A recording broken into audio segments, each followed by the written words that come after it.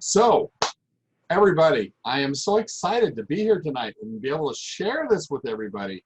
These are things that have baffled me for a long time. And of course, it's stuff that we can't see.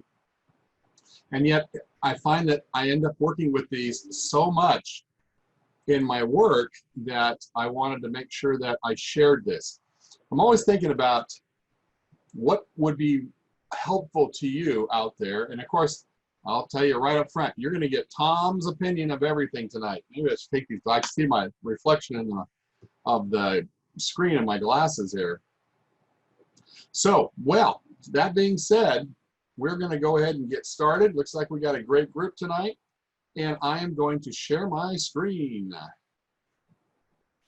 So those of you who aren't aware, this is what we're talking about tonight. We're going to talk about the angels among us. Pretty interesting topic if you think about it. And I thought about trying to include the bad guys. We're going to do that separate. Because there's just too much stuff that we're dealing with here. And I want to make sure that everybody has what they need and is able to ask questions. I want this to be interactive a little bit tonight too. So hopefully if you don't want yourself to be seen on a video, then you probably want to cover your screen. But hopefully everybody's okay with this. You know, I'm posting this out there and everybody's available to see it. So anybody who doesn't want that, please go ahead and get your screen so they can't see you. And the only time you're going to be out there is when you are talking, and then it'll show up on the screen. But it'll show up as a small screen here. So that works out fine too. So what are we talking about by attending and ministering angels, or even angels by themselves? Did everybody get a chance to read that letter that this email came with, that Laurel put together?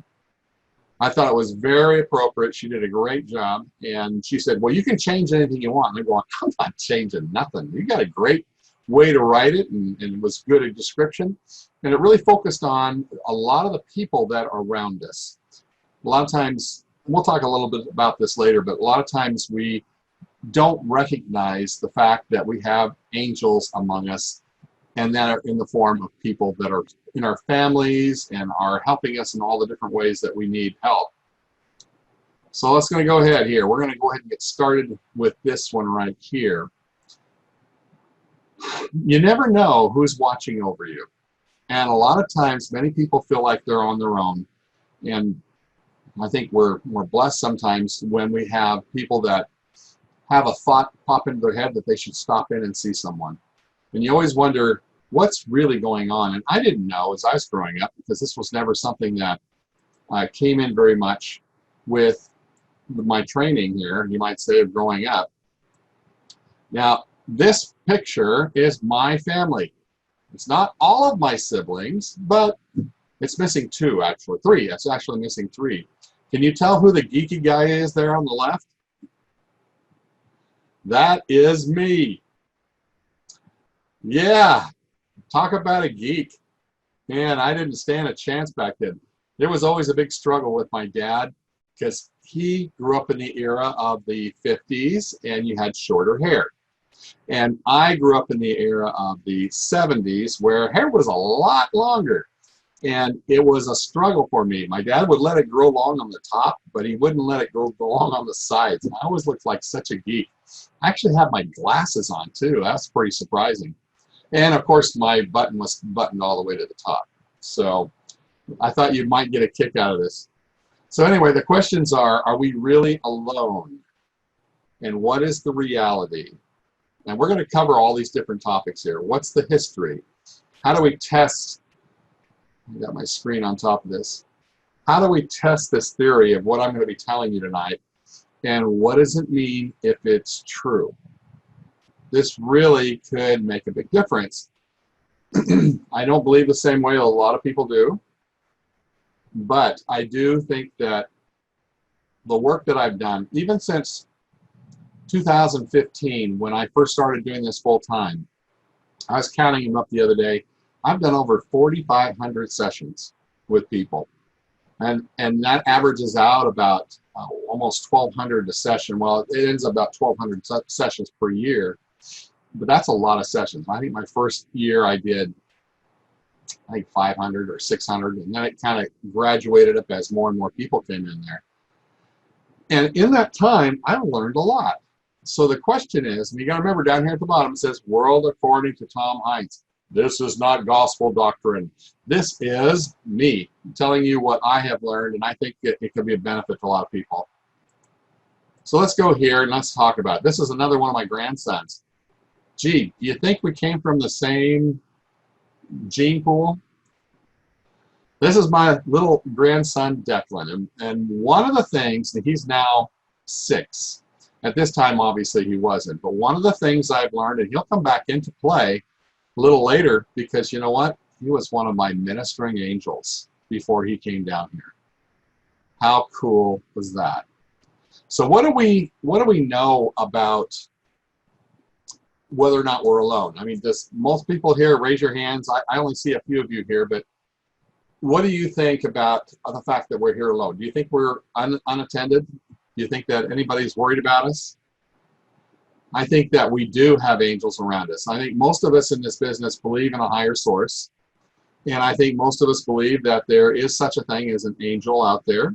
It's interesting to me how many times people will say, yes, I believe in angels. I said, well, do you believe in the bad guys? And they go, oh, devils and that? No, I don't believe in that part. I go, how could you not associate both of them? There is a force going on. We'll talk a little tiny bit about them, but not much, because you know what? That's not the topic tonight. So I'm curious, what do you think? All right, put that in there, try it. Why do you think that? Okay, so what do you think? And if you want to unmute yourself and give me a comment about whether or not you think they're alone, or please go ahead and do that. Nobody? No takers? Tom? Yeah. Tom, this is Linda. I don't see my video working on here, but it looks like on my end it is working, but can you see me? Well, let me do this. Let me go over here and click on this. What does that do for me? Oh, that opens that up. Well, I saw you come in, I think, as a phone, but let me look down here and see. I don't see you at the moment. Yeah, it's showing on my end that it's working, but anyway, I just wanted to respond to your question. Yeah, go ahead. I definitely feel, as I commented in the chat, that I am never alone. Spirit is always with me, but I also know that I have angels around me, and I know specifically who some of them are. I'm happy to know that there's more than a few. So definitely feel their presence, especially when I'm in the kitchen. I actually have something that happens when I know that they're there with me. There'll be like a light that flashes. Almost like if you remember the old-fashioned flash on a camera? The light will flash. It's not the light above, but a very bright light will flash right in front of me, and that's how I know they're present. So that's just my example of how I know my angels are around me, and I speak to them actually on a daily basis for help and guidance. Carmen, did you have something? Yeah, my girlfriend Brenda, I invited her on tonight. Awesome. Brenda Cody. And yeah, Brenda, maybe share that story about that angel. She was yeah. What angel? Which one? Remember you were actually embraced by an angel? Yeah. And when she told me this. Yeah, I talk to the angels every day, and I know my angels. I know some of their names, and I even know that I have a real special angel who is my aunt, who's come forward to help me with my healing. I call her an angel because I asked, are you an angel? You know, and they said, yeah, or she said, yes, that she's an angel. But I've had contact with angels where I felt the embrace, the physical embrace. I was at a very low point in my life and thinking, you know, what am I going to do now? And I'm on this couch and I'm all by myself. And these arms came around and gave me this huge hug. And I know I wasn't asleep. I was laying there because I was contemplating, what am I going to do? And these arms came around and I thought, if I turn around and there's someone there, and this is, I was just getting into the emotion code then. I wasn't actually working on anybody. That was in the very beginning of my, getting into all the, and helping people with the energy work. And I've had a couple other situations where I could feel them walk in front of my bed, and I felt one, and this wasn't that long ago. And I have a good idea what it is, or the spirit or the angel, but it slipped in next to me into bed. And I actually felt this angel in my bed next to me. It was so powerful that I thought, if I share this with anyone, they're going to think I'm absolutely nuts. But anyway, I'm sharing it with you guys now. Thank you very much.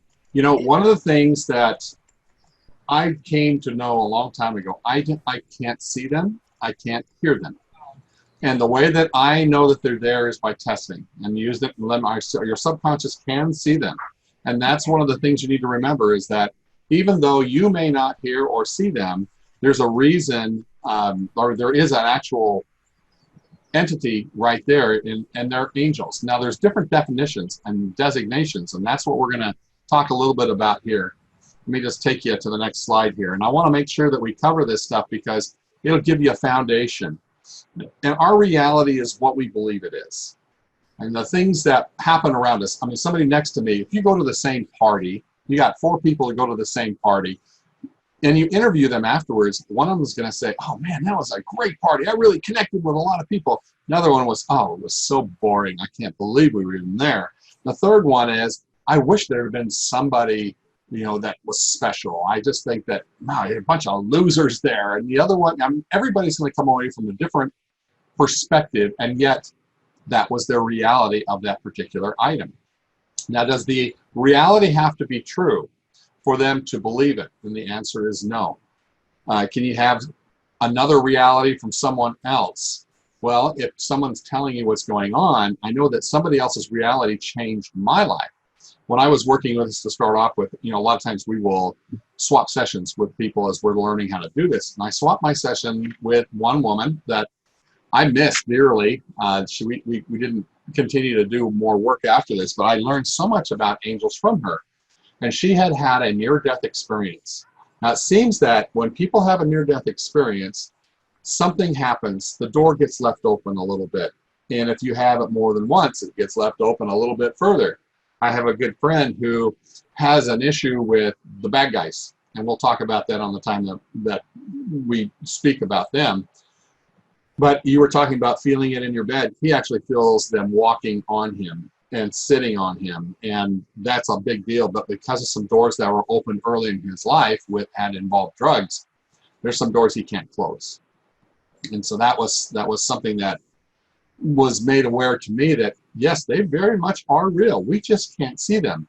In fact, I believe that children can see the spirits in most cases. I have 2 grandchildren that when they can't sleep, when they bought a house, I may go back a little bit, they bought a house, and what we found out was by muscle test, by doing a session, that there was 2 entities that were living there. And they were women that were very sad. They had been abused. There was some reason why they didn't feel they could leave. They were actually not connected. They were 2 separate ones that were there. And it terrified our granddaughter. She couldn't sleep. And I ended up going in and figuring out, I'm going, oh my gosh, we have 2 spirits here. We released them, and lo and behold, she had no more problems. So I know that this happens all the time.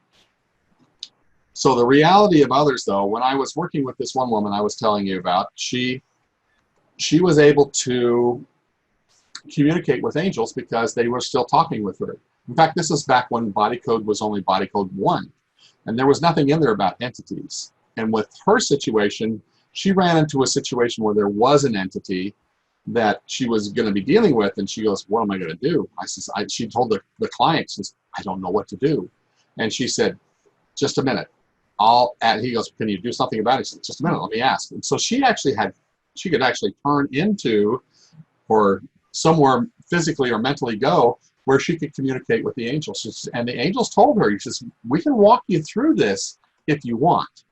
And so she went back to the client. She says, they say that they can help us. Are you interested in doing that? And he goes, oh, absolutely, go ahead.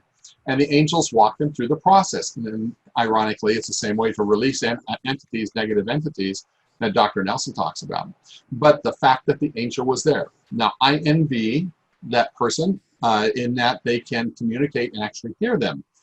I have a strong enough faith and belief that when people tell me they can see angels and hear them, I believe them, because just too many things are happening. So my reality can be altered by what I'm told, and if I test, I always test to see if what they're saying is true, then that makes a difference for me. So here's my challenge. Now, I'm going to tell you things that I have learned, and I'm not trying to push a certain religion or belief system, but you take it as you want, because my guess is, as I reveal this, I want you to test these things and see whether or not they're true for you. My guess is that down at the bottom, this is going to sound familiar, because you know what? I firmly believe that we came here with a purpose, that this is not our first life, you might say, and that there's things that we're supposed to learn here, things that we're supposed to do. And many of you know that I don't believe in reincarnation, but I do believe in past lives. And I do believe that we are on a progression to move our way through, and that there's certain things we need in order to be able to, I hear somebody's on here, okay, in order to make sure that we move up to the next level. That's pretty much what I was trying to say. Now ask yourself, what if Tom is telling me is true? How does that affect my life and my beliefs? Now, I didn't believe in past lives before. Somebody's still unmuted, so we want to make sure that get everybody moved. I think it's you, Linda. Let me just mute you. There you go. So one of the things that I didn't believe in before was past lives, until I talked with this man who explained it to me. And he is like one of the foremost experts on the Isaiah scrolls. And so it was perfect for me to trust what he was telling me. And what he told me was that, yes, there had to be past lives. And just like you go from elementary school to middle school to high school to college, you pass these different areas and you're able to progress on to the next level. And this particular level that we're experiencing is our opportunity to receive a physical body, but we're also being tested for what we will do in certain circumstances based on the information that we have. So these are the things that I was taught. I was raised Christian, so most of you know that. I know that these are things that I experienced, like I said, from my muscle testing, and also I read a lot of near-death experience books, because I always feel like that's going to fill me in maybe on some of the holes, because I've already got kind of a pattern, and you're going to hear it, but they kind of substantiate what I'm talking about. And these are things I've tested based on these answers. So we are surrounded by beings. Now, I believe that we are very close to these beings, but we can't see them because of the scope of our vision and our hearing. Now, I believe that they're just another dimension in a way. And of course, I used to read a lot of sci-fi books, so it was easy for me to picture these things here. But the flowing energy around us is organized into individuals. We are energy. We are completely energy. And just as we are here for this, those entities are out there also. There's some good ones, and there's some bad ones. Some helping, and some hindering. And the reason is because we have agency. We all have agency. So let's check some of these things that we would normally check. If you look at your religious books like the Bibles and others, they talk about the existence before this life. Now, if you go to, there's certain books, there's Abraham, there's some books that not everybody has access to, but there's the Apocrypha, there's a number of different things. There's the Bible. If you think about the word Bible, it's actually a combination, that's what it is. It's a compiled a set of books, and that's what the Bible stands for, or the word Bible. And it talks about different things going on. And some that say, Abraham, I knew thee before you came out of the womb. And that was because we existed beforehand. We existed as spirits. We are progressing along this way, and we are trying to do everything we can to be able to move forward. Well, one of the things that we needed to have experiences. We needed a Let's see, what did I say on this one? Okay, so a lot of people, there's unfortunately a lot of people who don't believe that there's anything else. But it's interesting, when I served a mission for my church way back in the 70s, and we used to talk to people all the time, the Christian belief, there's a number of different versions of what God looks like. You know, there's a spirit form, there's a physical form, and if somebody's not really that up on their doctrine, a lot of times we would depict him as a man, and that he was a loving father, and they would say, well, I believe the exact same thing, and yet their particular religion did not profess that. That's probably what they're going on. And I think that a lot of times we are in this world, and there's a lot of different types of beliefs out there, and a lot of times we can get confused. You do whatever you want to do on this, but I'm just telling you what I believe. And I believe that we have a Heavenly Father and a Heavenly Mother, and we do have a reason to be on this earth, and that there is a reason why we are born, or we are created in the image of God. Well, I don't know if you notice, but there's some women out there and there's some guys. We don't exactly look the same. So that's why I believe that there's a Heavenly Mother and a Heavenly Father. And with the things that I've been taught is that, you know, we get married here. We always, there's till death do you part in most cases, but there's some that for time and all eternity. Well, there's a reason why you're together. This is part of our plan. There's a reason why we're here. So these experiences that we have, let's move forward here. Life has a purpose. Okay, we kind of talked about that here. To be tested, more importantly, is something we need to do. Some people, when they die early or as babies, all they needed was the body part. They are not being punished for something they didn't do. I believe that God gives us the opportunity to come down here. In fact, I believe that when we get ready to come down to this earth, we are given a catalog. Let's compare it to going to college. So you're given a catalog and they say, what do you want to accomplish here on this earth? Well, first of all, you've never been here before. So you go, well, I think I'd like to have this degree. I'd like to have this degree. These are the things I would like to have out of this experience. Now, we have no idea how hard it's going to be. But we wanted to have this experience. And just like I put on here, we were given the choice and we fought for the right to come down here.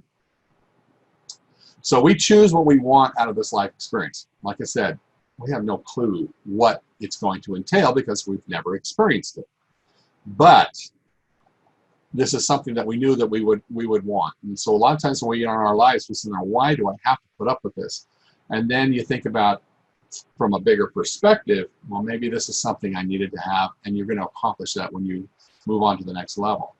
Part of the things that you learned before you came to this level has enabled you to experience certain things too. Not everybody could experience everything. So we are all related. Now, if I go by the fact that we are all daughters and sons of our Heavenly Father and Mother, well, that means that we're all spirit brothers and sisters. We came down here. We all look different. There's diversity, but we are all actually heirs to kingdoms. Let's put it that way. We are created to succeed. We are all given agency. And the thing that a lot of people don't realize is that every creation of God, whether it's humankind, whether it's angels, whether it's planets, whether it's other dimensional items, everything is given agency. That's one of the prime rights and prime needs for everything that we do. I mean, that's it. We have to have that agency. In fact, for those that are Christian, and in fact other religions, they talk about this too, there was actually a war in heaven.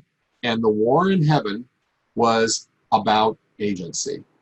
There was a Lucifer, we know my beliefs, Lucifer was a son of the morning, one of the great angels at that time, or great spirits, and he came forward and there was a plan given forth that we would be able to get these physical bodies and be tested. And he says, well, I'll go down and I'll make sure that everybody does what they're supposed to do so everybody can come back. But I want the authority, I want the glory from this. And then I believe that Christ, he came forth, he says, well, I believe that everybody needs to have their ability to have agency. They have to choose. They have to do what they need to do on their best beliefs. But I'll go down and I'll offer myself as an atonement. Since he was half God, half human, he was able to do that work and do that particular calling. Well, there was a war at that time because there was two different groups. A third of the host of heaven followed Lucifer, and they became fallen. They became devils. That's where devils come from. Two-thirds of the host of heaven decided to take part in this earthly experience, and you fought for this right to be here. So as hard as it is, these are important things, and the fact that we were united, number one, in as a group of spirits that come to that point. That was at the first estate, or they call it the first estate. And then the devils fought against God. They lost their first estate, their opportunity to come down this earth. But it was extremely important for us to be realizing that we are related and that we are a group. Now, all of us are progression. I'll say not everyone believes the same as we are in individuals. Let me back up just a little bit here because I want to make sure I cover this so I can give you some background. You chose your lineage in most cases. I think I put that down here somewhere. I just don't see it in the midst of it here. You chose what line you wanted to come down. Sometimes your parents, sometimes it's your mom, sometimes your dad's side. But these were dear, dear friends of yours. And it's very important that you realize that you have these relationships. Now, we don't always look together. If you think about it, look at our political views right now. Whether you're Democrat, Republican, I don't care. But there is a definite rift because of views, your opinions. Now, we're all different at different levels of understanding. We all have different likes and dislikes. But this has always been the same since the creation. We've always had our ability to choose. So we are designed to succeed. You need to remember that we've always been a species that believes in family. As spirits, we had friends and relationships that bound us together, and we chose our family lineage. I thought I put this in here.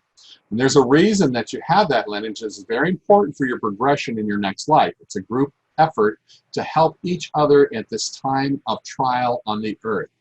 So you're not in it by yourself. I think that's the main thing I wanted to help you out and understand, that there's a group effort going on here.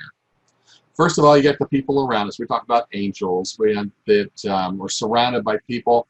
And I believe that there's a plan, and that I don't believe in coincidences. I don't believe that there's ever any coincidence. There's always some reason why things happen. And a lot of times it's a matter of asking or praying for something that will allow us to be able to have the things put into motion. And we're going to talk a little bit about some of that and why that works in just a minute or so. These people can be family, friends, or complete strangers.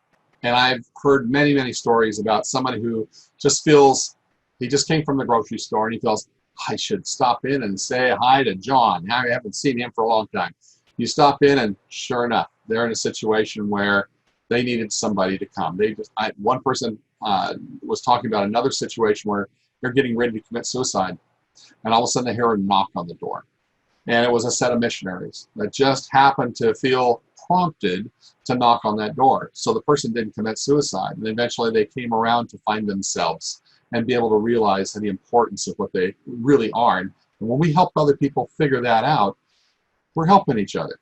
Little things can change your life. One of my angels in my life is my wife, Laurel. She is a phenomenal angel. And my children are awesome. And Miss Iyanla Van Zandt, most of you know that she's one of my earthly angels. I don't know how we connected, but we still haven't. I asked her a year ago, I said, why me? Why did you pick me to have so many of these people be sent to? And she says, I don't know. She says, I just was interested in this work, and every time I put body code or emotion code in there, your name kept coming up. Well, there's a reason for all that to happen. Many people are placed at the right time. You could be somebody else's angel. And my guess is you are. So this is how God gets things done. He has plans, and I know that he has a whole network of angels. I believe that's one of the reasons that the angel species was created. It's there to serve God according to what he needs. And of course, we have mankind also out there, and we're trying to help each other and nudging and prodding us to act by whispering to help others.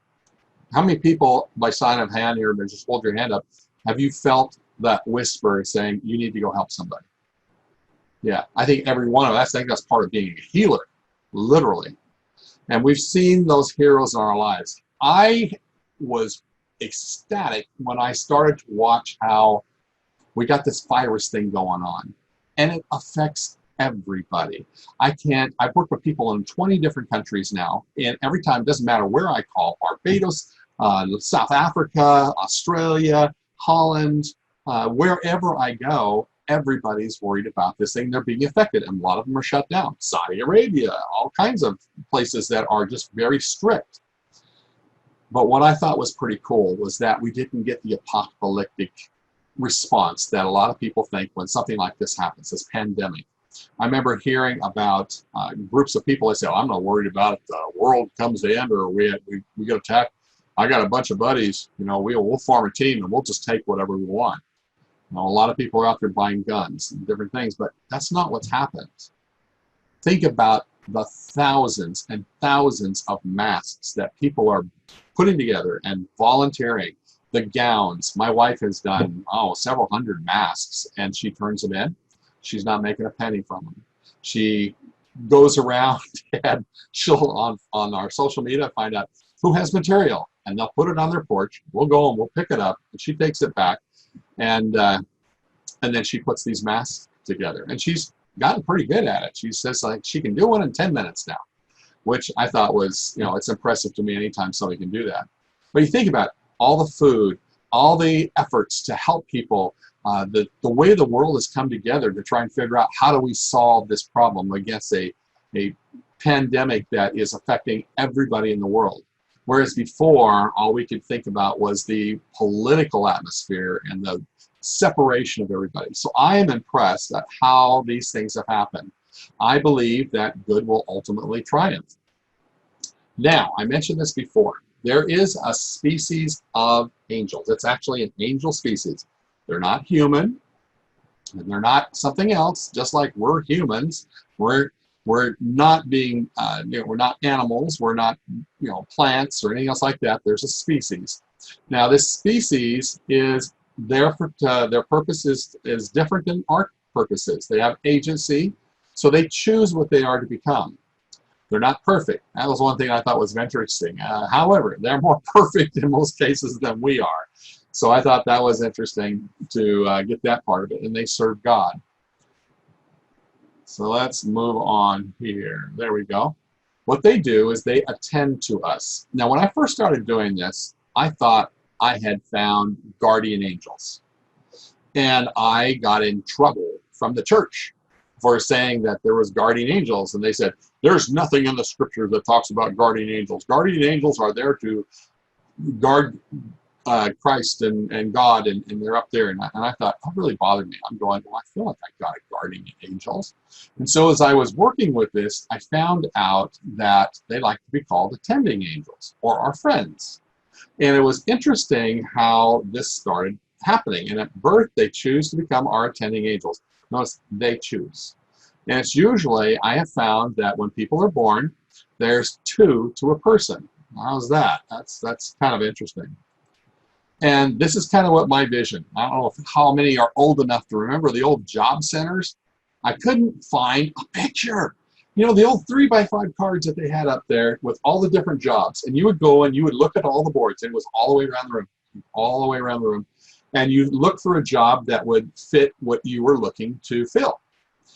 And then, of course, they got more organized, and they had the card catalogs, and then they had the computers, and now it's a completely thing that you can do online. But I always pictured it that when so-and-so was born, say Carmen was born, they said, we need 2 angels for this young lady, and they go and they find her, and they said, oh, we want her. We are choosing to work with Carmen. So that was their choice. So they're checking for the openings. They're trying to fill these jobs. Obviously, there's a lot of different jobs out there. I believe that the heavens are organized, and that God is a God of order, and that there's different things going on, different departments, all those kind of things. But one of them, I think, is most important, is this job of being a attending angel or a friend. They choose you. Now, there's another set of angels. Now, this is what I call ministering angels. Now, this is my great-grandfather. His name was Jacob, And this is my great uncle. How do you say that? It's my grandmother's brother. How's that? And that's Clarence.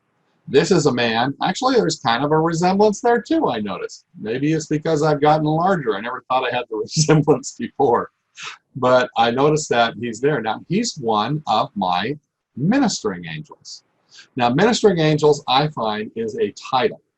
It's a title like an officer for a police department. It's something that you volunteer. It's a volunteer program. It's title only, but you are now an angel. And they volunteer for a particular person. Now, it's not always permanent, depending on the need, because they have other things to do when they pass on. And then usually it's family or great friends. And it can be from past ancestors or future posterity. Remember my grandson Declan. When I found out that he was one of my ministering angels before he came here, it just melts my heart, because we have such a connection anyway. I never could figure that out, but it's because he was one of my ministering angels. And it has happened that they were still alive. Okay. So anyway, I was going to put down here. I found this out when I was working with a client. He was 19, and he had this really big issue on fear. And so we were working to see if we could help him with that. And I was going back and I was testing and said, okay, so you had this psychic trauma. And I'm going back and I'm going, see, it was 27 years ago. I wasn't thinking, I was just testing. This is 27 years ago. I go, wait a minute. Wait. You're only 19. Hang on a second. Let me test that again. Sure enough, 27 years ago. I'm thinking, this is really weird. How could this possibly be? And then it popped into my head, bing. He was a ministering angel for his father. And so I thought, well, let's take this a bit further. I said, because he obviously was freaking out because of this particular deal. He had a psychic trauma.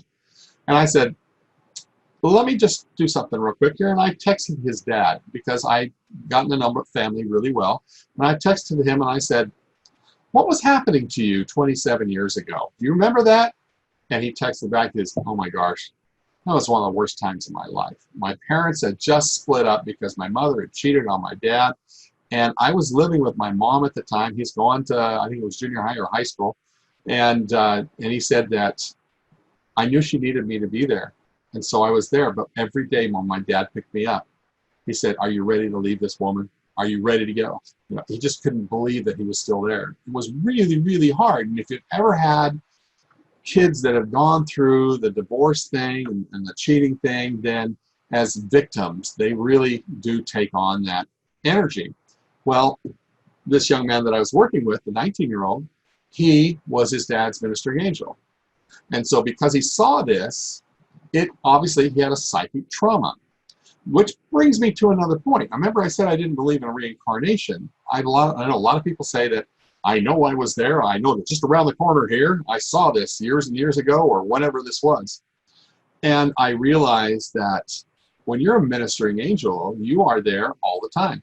So you really were there. If you are a ministering angel for that ancestor or that dear friend that is going through his life experience at that particular time, you would have seen that. You would have recorded that. You would have experienced that. But if you are on the Christian end of things, you sit there and you go, well, why would you, if you're looking at reincarnation, I said, why would you need more than one body?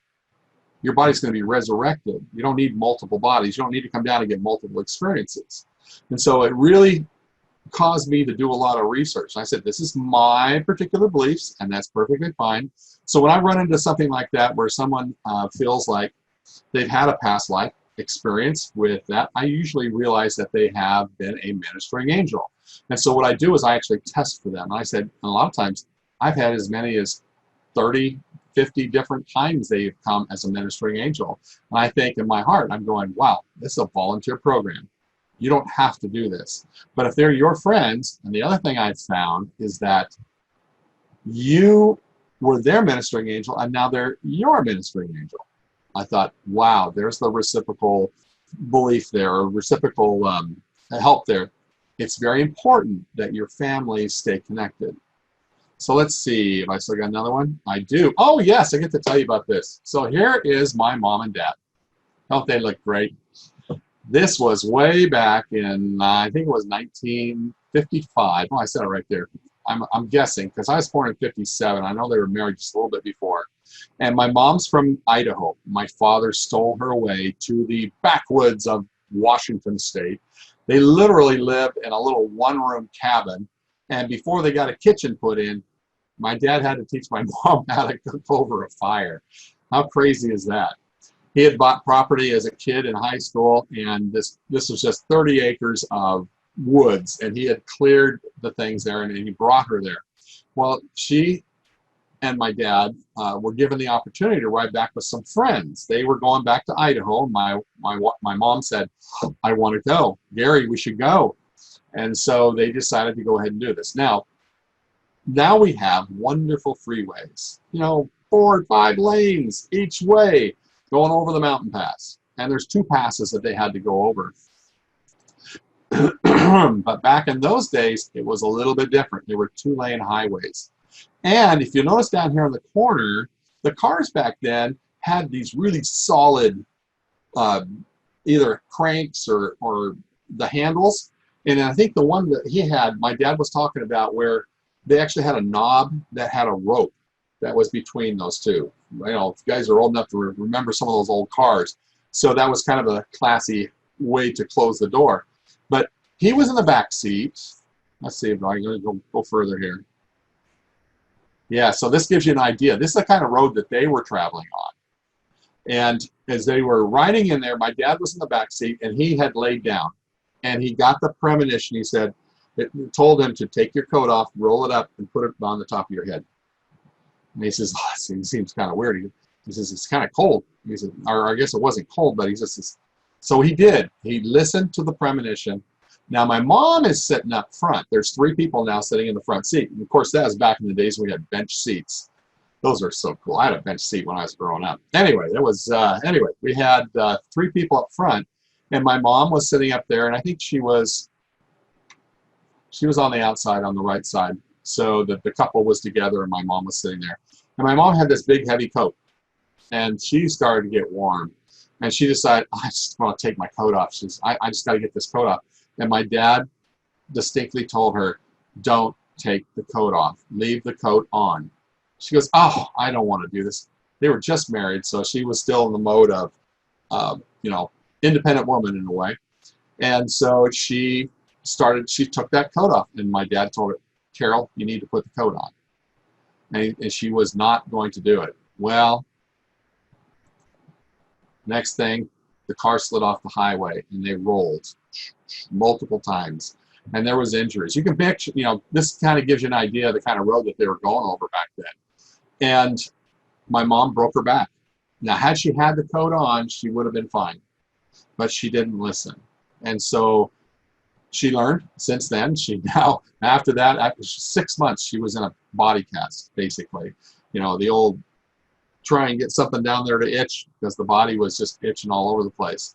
Now, I didn't see that much because that was before I was born.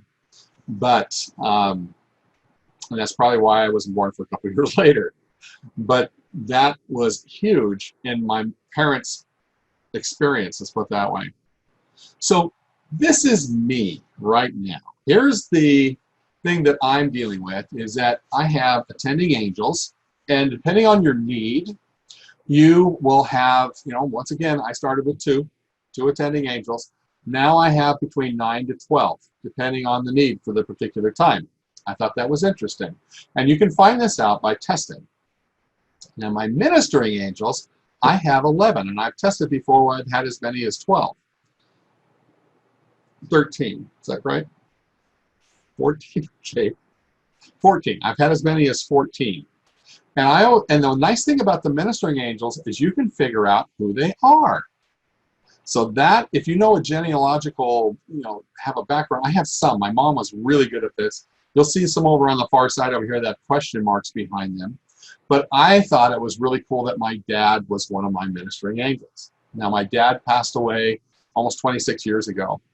And I wondered about that. And of course, I didn't even think about it before I got into this business. And when I started testing, I was so excited.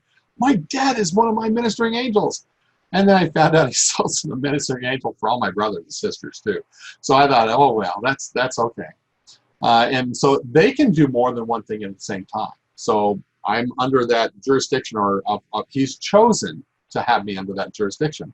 Now you'll notice here on the next one is Katharina Folk. Well, I've got FMFM. You know what that stands for? Is father, mother, father, mother. So this is back 4 generations for me. Now that tells me exactly who that was. The next one is mother's father's mother. Well, that was Hannah Anderson. So she has taken the time to be one of my ministering angels. And then my mother's father's mother's father, Haken Anderson, and also my grandma, his wife, Cecilia Swenson. I put in their maiden names just for the help of differentiation. And then you'll notice on the right side is my father's mother's father's, which is Jacob Renschler, which is the one you saw in the picture. And then Bengetta Anders daughters. And of course, back in those days, this is the Sweden part of it, is that they would be Anders' daughter, basically. And then I don't have a couple of them because it went back further than what I had access to. And then I had Jacob Hebe. So 3 of them I don't know the name of. But my guess is they probably were very dear friends of mine in the pre-existence. Isn't that interesting? Fascinating. Now here's the deal with angels. Basically, they follow directions. So if you are in a situation where you need help, a lot of times you have to give them permission to do what they need to do. Some people feel like, I got to do this on my own. And the angels up there twiddling their fingers and saying, ask, please ask, please ask. And a lot of times you'll hear a whisper, and it could be from wherever. And like Brenda was saying, you know, they can come up and they can give you a hug. They're there, they're close, but you just can't see them. Animals can see spirits. Did you know that? You know, you sit there and they start barking, and you go, what the heck are you barking at? Well, test next time and see if there's not something there that is really there, and I can guarantee you there is. So what do you think so far, folks? Interesting, huh? So what I can't see is this tug of war that's going back and forth, and trust me, there is one. And when we put our shields up, one of the reasons you have a shield is to keep the little guy in red here from screaming in your ear telling you you're an idiot or you're worthless or you're not, whatever it is, because your subconscious can hear that. So when you put a shield up, that is keeping the entity from getting to your ears, from you hearing it. So it's really important that you keep your shields up. So I was doing a session on somebody one time, and this is a revelation here. And we finished the session, and she hesitantly said, can I tell you something? And I said, sure, tell me something. I don't know why people are afraid to tell me things. And she says, well, I can see things. And I'm going, I always love that fact. You can see something. What do you see? She goes, I see behind you this huge wall of water that's trying to crash down on you. And there's things in the water that are just kind of stirring around, and it's being held back by your angels. And I'm going, wow. You think about what we do. We're not the favorites of this organization, because you know what? As organized as the devil or the angels are, the devils have an organization too. And I didn't tell you, a fallen angel is a demon. It's not a devil, it's a demon. So it's interesting how they sometimes work together if it's to the demons, if it's to their benefit. But they are kind of like cats. They kind of do a lot of things by themselves. Lately, I've been finding in small groups. Usually, they come when they can feed on your energy in some way, or something in your body or system. Yeah. What constitutes a fallen angel? It's a choice to go in opposite direction. In other words, just like we have our brothers and sisters who chose to fight against, in the war of heaven, they chose to follow Lucifer, they became devils. So you have angels, and I don't know the process, I just know that that's what I've learned from testing, is that they were angels, but then they became fallen. They chose, they have their choice, and they became demons. You got to remember that anything that does not have a body, this physical body actually gives you a certain power. It gives you power over those beings that have not. In other words, they depend on deception and fear to keep you at bay and to allow them to do things. Now, angels follow directions. Demons and devils and the bad guys look for loopholes. they have certain laws they have to follow, which is why we can release them in the name of the Creator or Jesus Christ or whatever term you wish to use, because they have to follow that. They are bound to follow those laws, but they look for loopholes. And when we lose our shield down, we let down and we get negative, we do things that, we're devil incarnate, so carnal and devilish, there we go. So that a lot of times what happens is we allow them to get to us. And sometimes they go in us. They rip the aura right up and go right in there, and they are looking to experience certain things. And we didn't talk about disembodied, but we're going to get that into the bad guys. We're staying with the good guys right now. So Stephanie's story. She's a wonderful healer, and she actually will tell you a story. And it's when I was at Soul Treat with this last year with Wellness Universe. In fact, let me know if you're interested in getting involved in that company or that group. It's a group of healers, basically. It's Wellness Universe. They have a wide reach. But I went to that, and I had a 10-minute session with Stephanie, and she told me a story. Well, remember that lady I was talking about where she was able to talk to the angels? And she did a session on me, and she said, I saw inside of you, and inside of you is this room. Is that a devil that was running around there? They're trying to catch this devil. And the angels were trying to get this devil out of there so they could release it. And he was flitting around all these machines, all these machinery. And she says, for some reason, all these things are in there. And what this little devil was doing was he was ripping the wires out. He was trying to make it so my machines wouldn't work. Well, these are all the things that I come up with in my brain. My brain's always thinking about different things. For some reason, he was trying to keep it from happening. And he was a two-dimensional, so he was able to slip around. The angels came and they were able to corner him. They have these guns that shoot this white light. It's almost like a ray gun type thing. It shoots the white light. They get the critter in there, the demon, and then they take him away. It's almost like a tractor or a stasis field or whatever.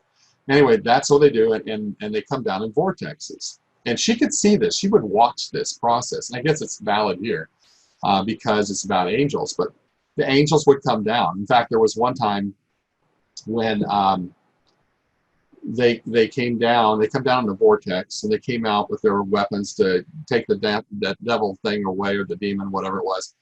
And the woman that was doing the work, she started crying, and I couldn't figure out. I said, what's going on? I can't see it. I'm on the phone. I don't know what's going on. I'm dependent on her to tell me what's happening. And she says, the angels came, and they were wearing armor, and I've never seen armor before like that. So they were warrior angels, because the demon that they were working with, the devil they were working with, actually morphed into many. And it's a story I'll tell in the other one. Anyway, back to Stephanie's story. So Stephanie doesn't know me from Adam. I sit down in front of her, and she looks at me, and she starts to tell me a story. And she started talking about the man who inside of him has all these machines and these things that are wonderful and are always being created, and then how he's struggling to get them out. And she told my story.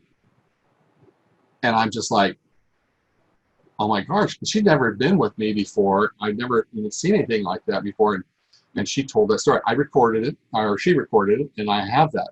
But it was really interesting.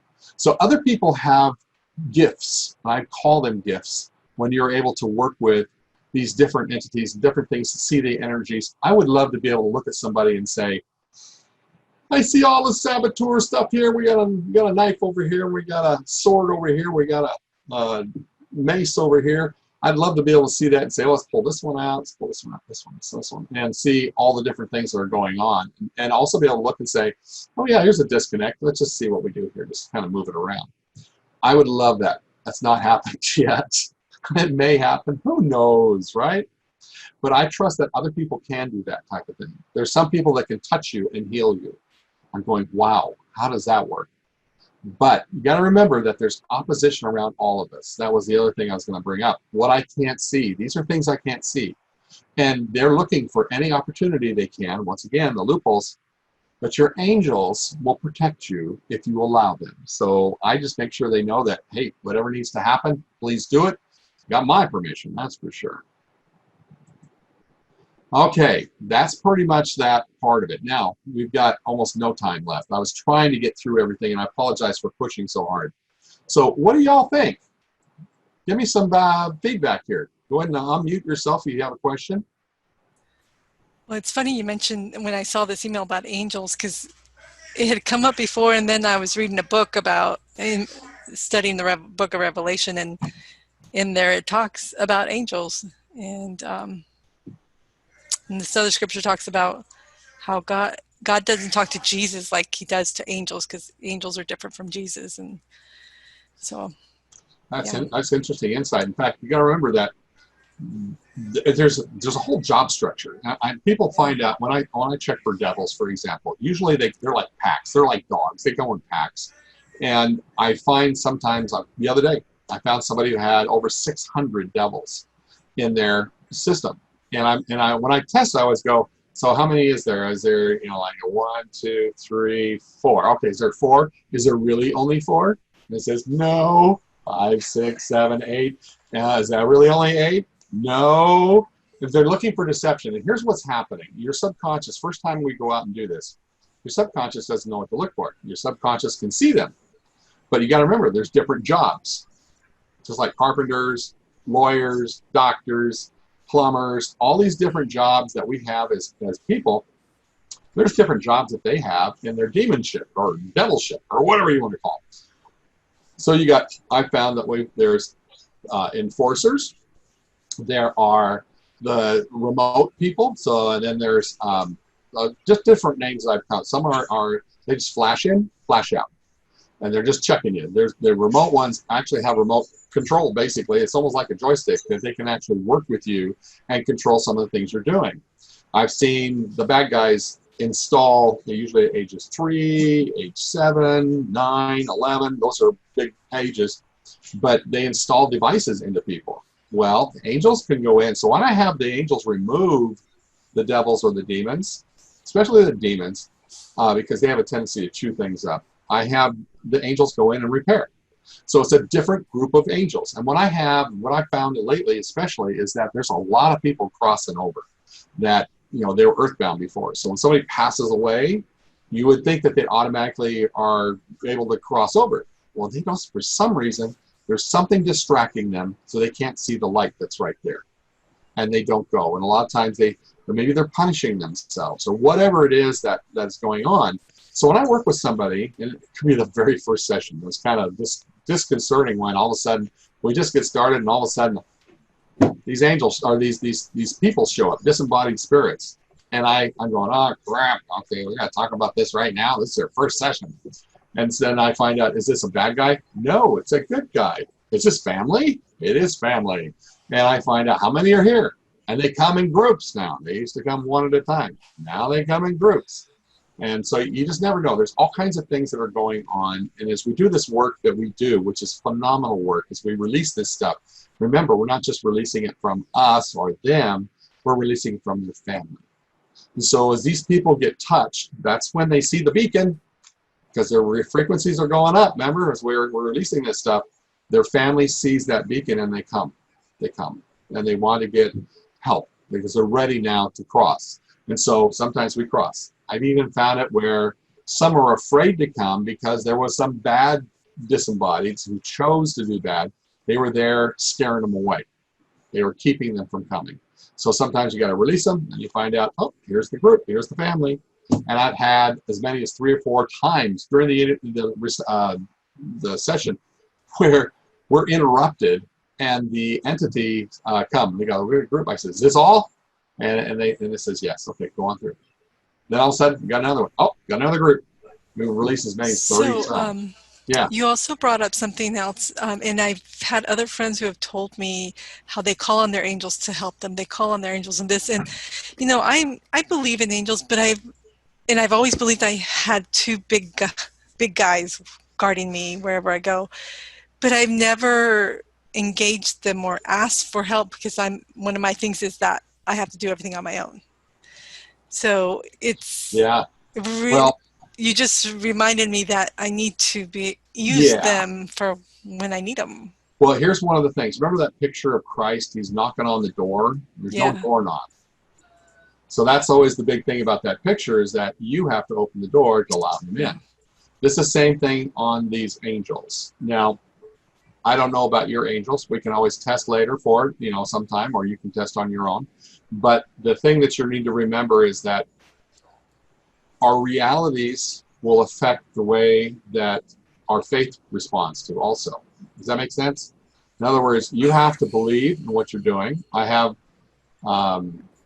and I think that when you understand, get the picture of the whole thing, you start to see how intertwined we are with this whole thing. This earth life is just but a flash, just a moment in time from what you really are. Who knows how many millions of years per time that you really are.